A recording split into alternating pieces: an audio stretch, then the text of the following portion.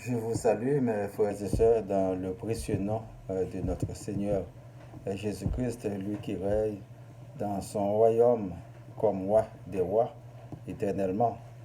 Notre Seigneur Dieu nous fait encore grâce aujourd'hui. Nous sommes vivants.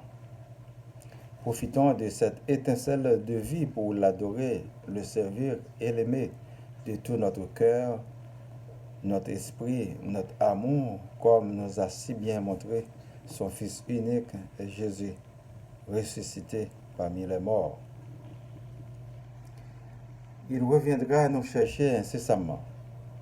Mettons-nous au diapason avec la parole de Dieu. Aimons-nous les uns les autres comme Jésus nous a aimés, parce qu'on ne connaît pas la date du retour. Nous sommes encore ébranlés par ce terrible tremblement de terre dans notre pays d'origine qui est Haïti. Nos sincères sympathies aux victimes et à leurs familles. Que Dieu nous assiste et vienne à notre secours. Car il savait que cela allait se produire et il parle toujours à ses serviteurs de quoi, quand cela arrive, que nous ne soyons pas surpris. Il faut rester toujours en éveil, la journée comme la nuit. Je vous dis, chers internautes, merci et bienvenue sur le web. Quel est le sens des miracles de Jésus? Marc chapitre 8, du verset 22 à 26. Ils se rendirent à Bethsaïda et on amena vers Jésus un aveugle qu'on le pria de toucher.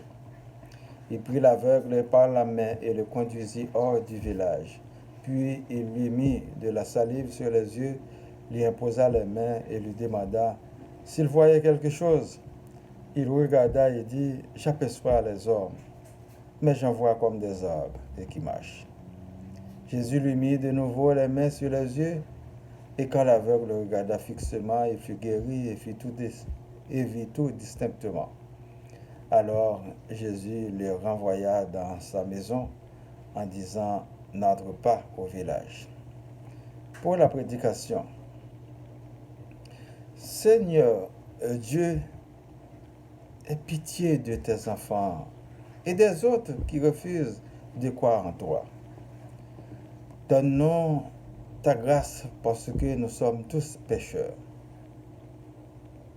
Donne-nous la conscience de t'accepter aujourd'hui, parce que demain ne nous appartient pas. Chaque seconde, chaque jour, chaque mois, chaque année compte pour nous.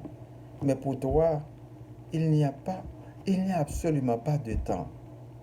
Dans un clin d'œil, tout est accompli. L'enfant meurt autant que le jeune, autant que le vieillard. On doit être prêt à partir. Des crimes, des catastrophes naturelles, des accidents, des maladies subites, des maladies incurables, des pandémies. Personne n'est épargné. Le juste comme le méchant, mais malheur au méchant. Lors du jugement dernier, cela fera une grande différence. Jésus, lors de son passage physique sur la terre, a opéré des miracles de toutes sortes, parmi lesquels la guérison d'un aveugle. C'était un grand changement pour l'aveugle qui, premièrement, voit un peu trouble et deuxièmement, il voit éclair. Pourquoi cela ne se produisait pas du premier coup? On ne le sait pas. Puis il lui renvoya et lui donna l'ordre de ne pas entrer dans le village. Quand Dieu a opéré un miracle dans la vie de quelqu'un, c'est spécialement pour faire éclater sa gloire et sauver la personne ou des personnes. Nous devons reconnaître que nous sommes mortels. Quoi qu'on fasse, on finira par mourir. Il faut se préparer en conséquence, valable pour tout le monde. Aujourd'hui, si nous pensons que les guérisons miraculeuses sont faciles, commençons par réfléchir autrement. Si vous avez 1000 dollars, n'allez pas tout dépenser au casino ou à la loterie dans un jour, après pour complaindre et rendre les autres responsables de votre misère. Ou bien commencer par prier ou faire des jeûnes pour des miracles. Dieu nous a créés avec l'intelligence et le discernement. Il faut en quelque sorte gérer ce que nous possédons comme bien. C'est pourquoi beaucoup de prières ne sont pas exaucées. Jésus n'avait pas guéri tous les malades, mais celui qu'on lui amenait et qui croyait en lui. Avez-vous cru en lui? Peut-être il va vous guérir. Peut-être il aura pitié de vous.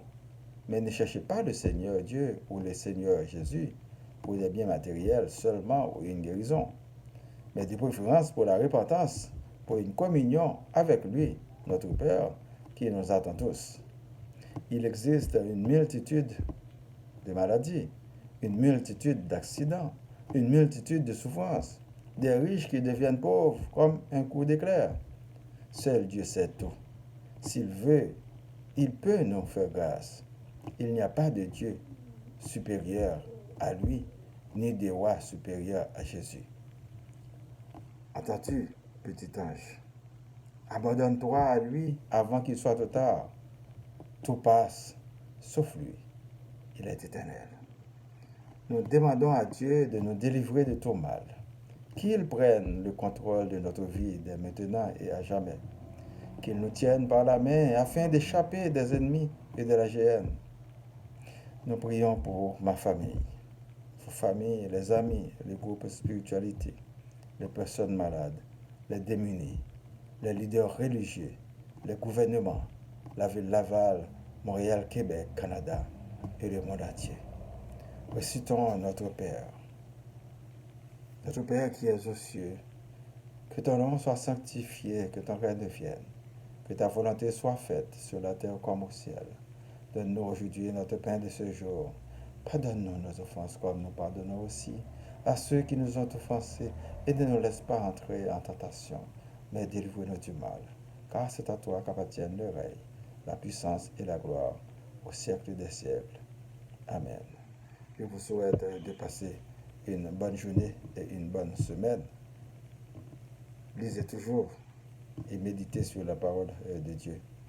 C'est votre serviteur Boniface Paradon. Merci et à la prochaine.